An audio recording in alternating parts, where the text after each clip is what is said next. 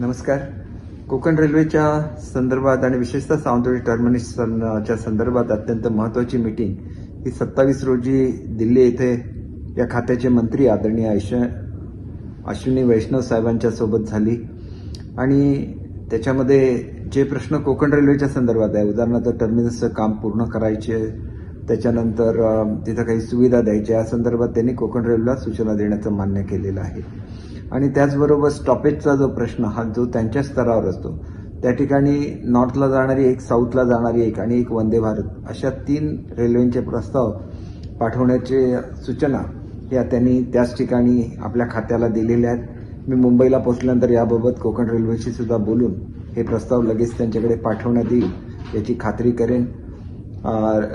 या टर्मिनसकडे जाणारा रस्ता जो आहे हा जिल्हा नियोजन मंडळातून आणि इमारत ही सिंधुरत्नाचे जे हॉटेल त्या स्टेशनला मंजूर आहे त्या इमारतीमध्ये हे बुकिंग ऑफिस घेऊन हा प्रश्न सुद्धा लवकरच सोडवण्यात येईल.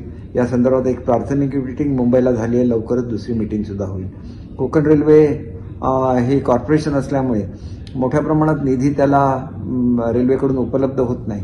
हे लक्षात घेऊन गोवा राज्याने जसा प्रस्ताव दिलाय की रेल्वेमध्ये कोकण रेल्वे मर्ज करा, अशाच तऱ्हेचा प्रस्ताव हा महाराष्ट्राकडून पाठवण्याच्या संदर्भात मी आदरणीय मुख्यमंत्री महोदय आणि दोन्ही उपमुख्यमंत्री महोदयांशी बोलेन.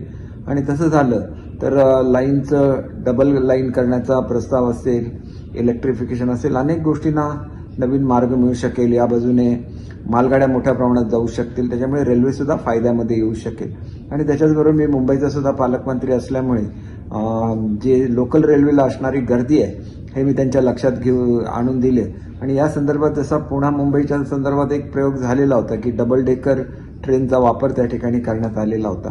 अशा रीतीचं काही नवीन टेक्नॉलॉजी वापरून ह्या गर्दीसाठी ॲडिशनल प्रवाशांची कॅपॅसिटी मुंबईमध्ये निर्माण करता येईल का सबअर्बन रेल्वेसाठी, ह्याचासुद्धा त्यांनी ताबडतोब आपल्या डिपार्टमेंटला आदेश दिले की अशा तऱ्हेच्या प्रस्तावावर आपण विचार करून त्याच्यावरचा अहवाल सादर करा. त्याच्यामुळे अतिशय चांगली अशी मीटिंग त्या ठिकाणी झाली आणि याबद्दल मी त्यांचे आभार मानले. आणि त्यांच्या आदरणीय पंतप्रधान महोदयांच्या नेतृत्वाखाली जे चांगलं काम रेल्वेचं भारतामध्ये चालू आहे याच्याबद्दल कोकणच्या जनतेच्या वतीने त्यांचे आभार सुद्धा मानले.